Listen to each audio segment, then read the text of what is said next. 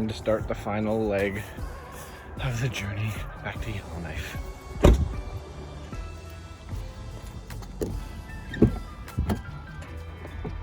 We've got too much stuff.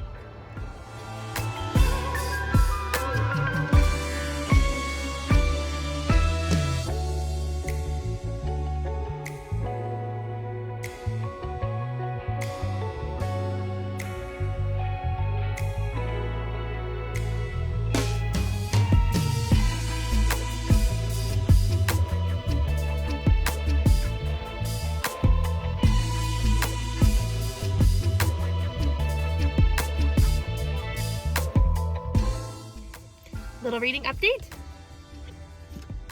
This is my new book, all about sort of indigenous ways of knowing and nature, and I started it yesterday.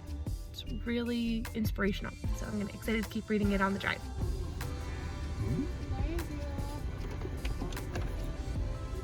Thank you.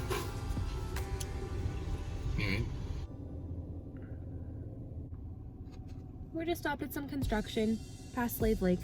How are the winds? Awful. About 30-kilometer-an-hour winds, so driving with a canoe precariously strapped to the roof isn't the best thing. We're taking it slow today. Yes. It's gonna be over 15 hours today. As it usually turns out to be. It's supposed to be 14 and a half. We don't have the best luck with this ride. What you up to, Miggy? We just bought a rope with a little crank on it so that I could secure the canoe a little bit better because the wind is pushing that thing around a lot. Yeah, so we stopped to do that in Red Earth Creek, Alberta, which is about 3 hours north of Slave Lake. Pretty much in the middle of nowhere.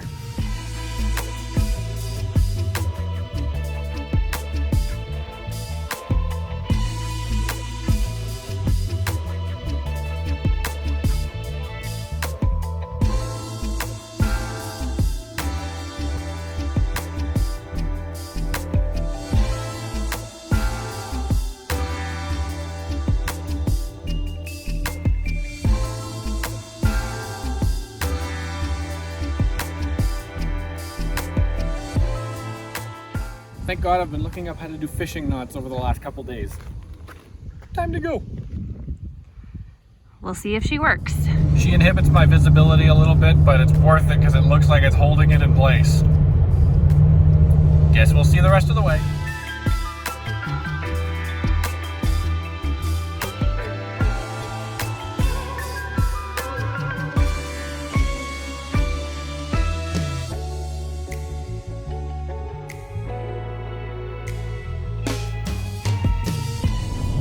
Some of the last farmland that we'll see for months. Maybe a year. Maybe a year. We're just pulling up to the NWT border, so it's closed right now to anyone who's not a resident. Luckily, we're a resident, so hopefully everything goes according to plan. There's also a nice barricade on the road, and it veers you off to a tent with an ambulance there, so there's literally no way around it. Just so you know.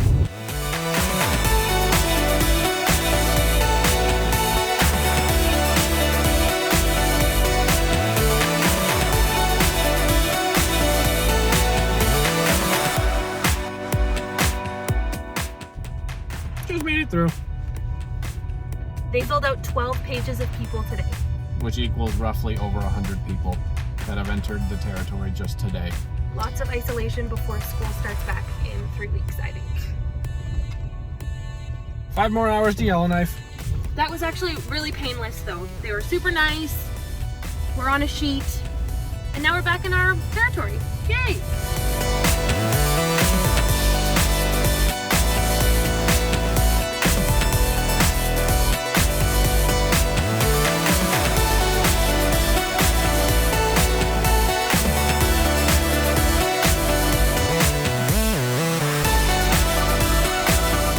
Miguel is killing the game today. We're so close. Wow.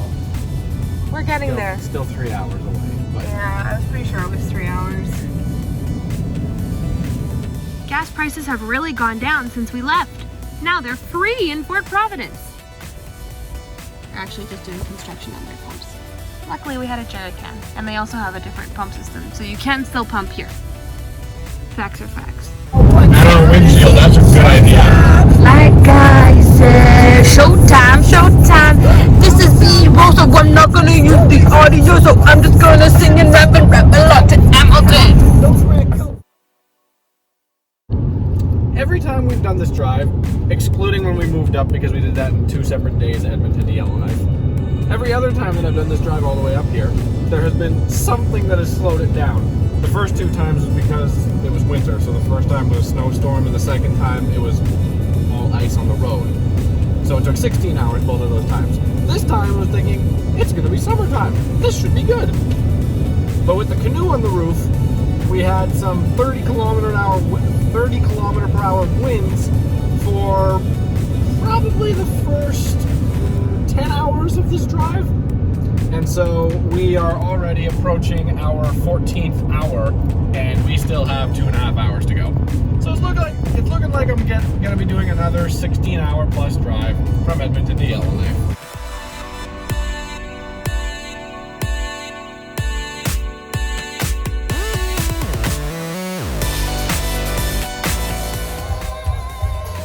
Behind the scenes, ladies and gentlemen.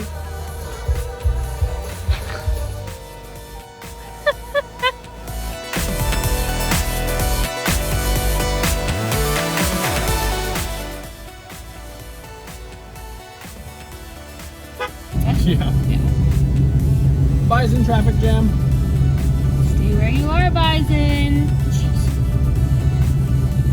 Of course, they are divided into road by the road. This is the most we've ever seen.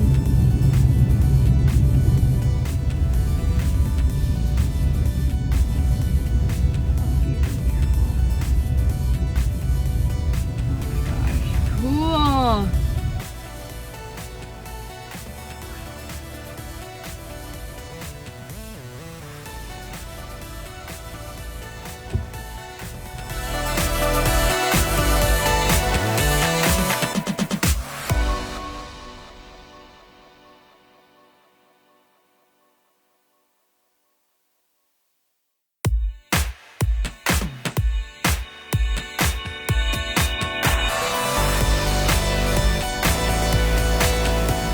Welcome back to Great Slave Lake. Objects may appear smaller than they actually are.